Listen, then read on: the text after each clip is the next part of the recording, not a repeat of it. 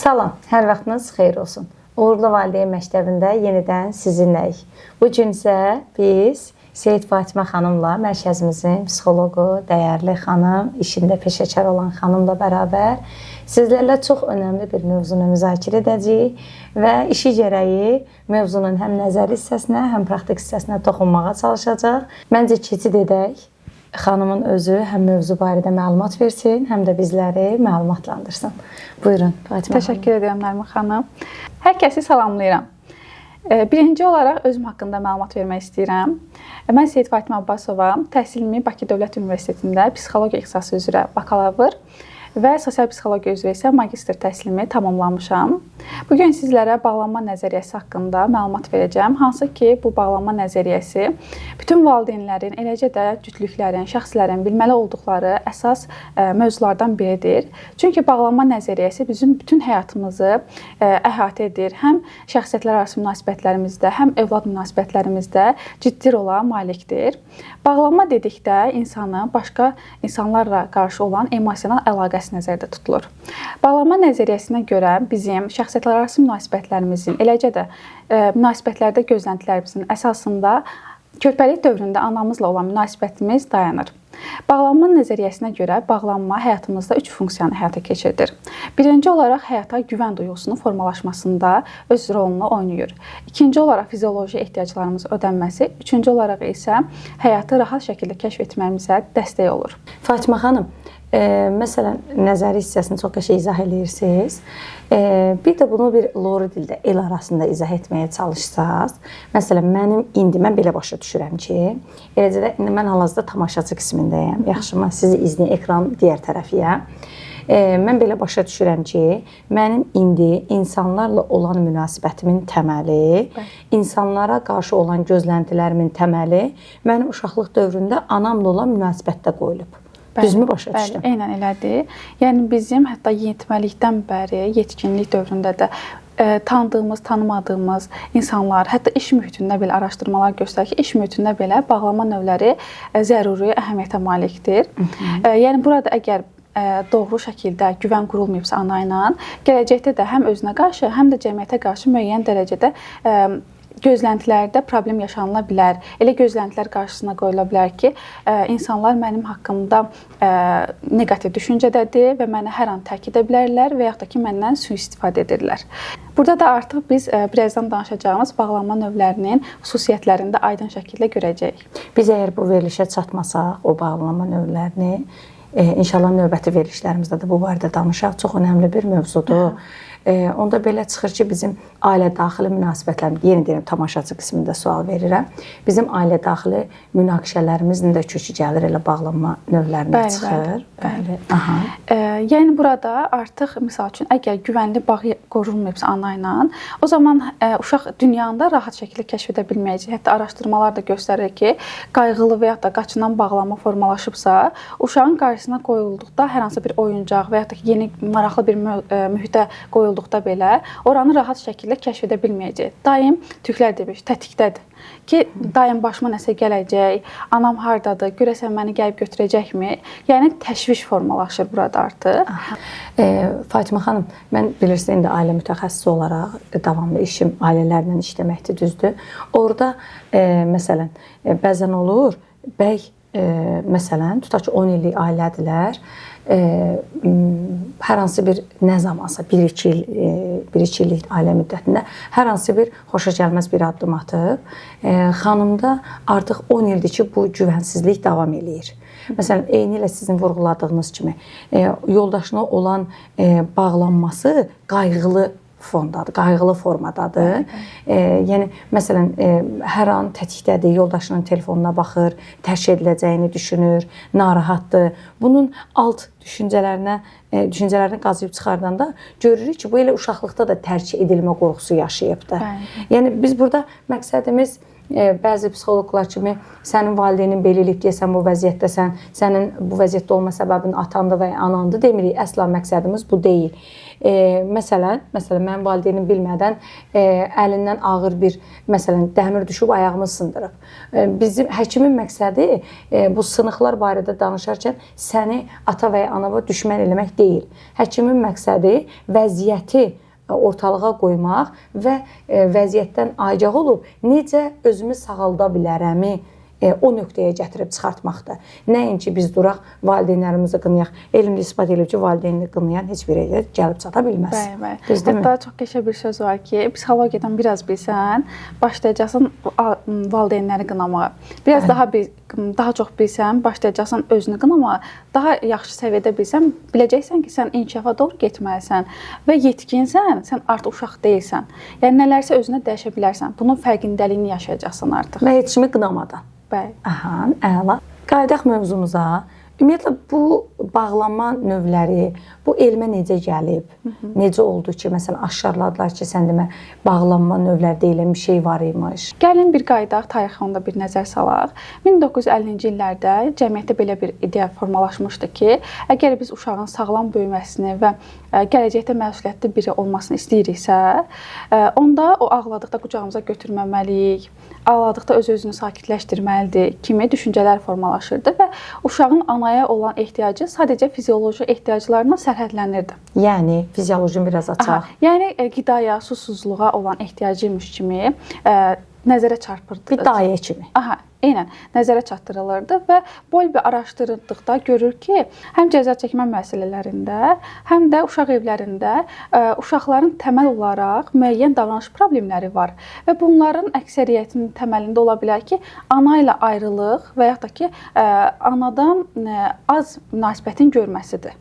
Yəni düzdür, müəyyən qayğı evlərində, uşaq baxım evlərində onlara baxan dayələr var. Amma digər uşaqlara, yəni hər uşağa nə dərəcədə yetəri qədər emosional bağ qura bilir, nə dərəcədə öz belə də qayğısını verə bilir, bu sual altındadır. Düzdür? Yəni burada ancaq təməl ehtiyaclar ödənilir, müəyyən fizioloji ehtiyaclar ödənilir, yetəri qədər, yəni uşağa lazım olan qədər emosional bağ qurulmur.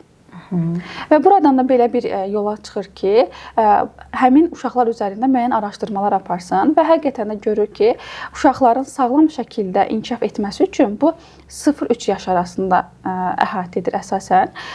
Onlara həm ətrafa daha yaxşı uyğunlaşa bilməsi üçün, həm inkişafının belə də yetəri qədər ola bilməsi üçün, yaşına uyğun olması üçün ana mütləq və yaxud da ki, onun belə də yetəri qədər emosional bağ qura biləcəyi birinə ehtiyacı var.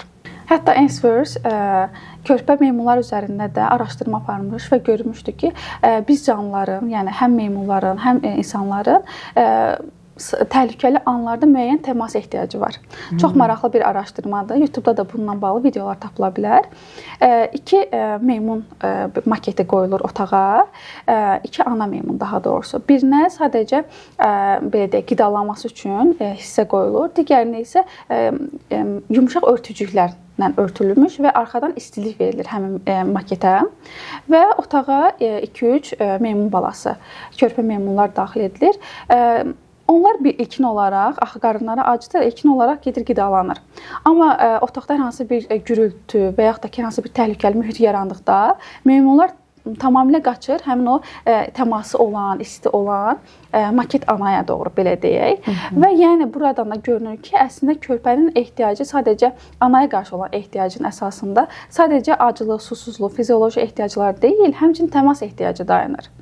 Ailədə də belədir. Bəli, eynən. Ailədə də belədir. Məsələn, xanımların ən böyük gileyi əyninə baxıram, başına baxıram, ayaqqabısına qədər silib qoyuram, paltarını ütülüyürəm. Bəs niyə mənə qarşı bu hərəkətdə etdi, niyə bir başqasını dəyərli tutdu? Amma baxanda görürsən ki, bu fiziksel tələbatlar ikincidir. Birinci olan o dəyər aldığım, o təmas edə bildiyim, özümü güvəndə hiss etdiyim yerdir. Eynən, tamamilə elədir. Çünki həqiqətən də biz əgər belə qəşəng bir söz var idi, bağımsız olmaq istəyirsənsə, bağlı olmalısan. Biz əgər həyatda özümüzü doğrultmaq istəyiriksə, inkişaf etmək istəyiriksə, söykənə biləcəyimiz bir arxaya, dayağa ehtiyacı duyuruq. Və elə bir arxa dayaq ki, həqiqətən orada mən özümü güvənli hiss edim. Həyatda güvənli şəkildə addım ata bilim. Halbuki bunun tam əksini insanlara təbliğ eləyirlər. Bax, uğurlu addımların uğurlarından biri budur ki, həyata həqiqətən fərqli baxan və elmi mənbəsindən öyrənən mütəxəssislərlə yürüyürlər. Düzdür ki, mən bu sevgimi özlərinə çox bildirməsəm də, amma məsələn, digər mütəxəssislərdən fərqli olaraq və yaxud da digər yanaşmalardan fərqli olaraq, məsələn, mən həmişə fikirlərimi bildirmişəm ki, bizim digərlərinə ehtiyacımız var. Biz əgər sağlam, bu həyatda sağlam yürümək istəyiriksə, sağlam yaşamaq istəyiriksə, bizim digərlərinə ehtiyacımız var, amma təəssüf olsun ki, müasir dövrdə bunun tam əksi aşılanır. Eynən, bizim birimizə əslində çox böyük ehtiyacımız var. Yanımızdan keçən maşının səsinə ehtiyacımız var.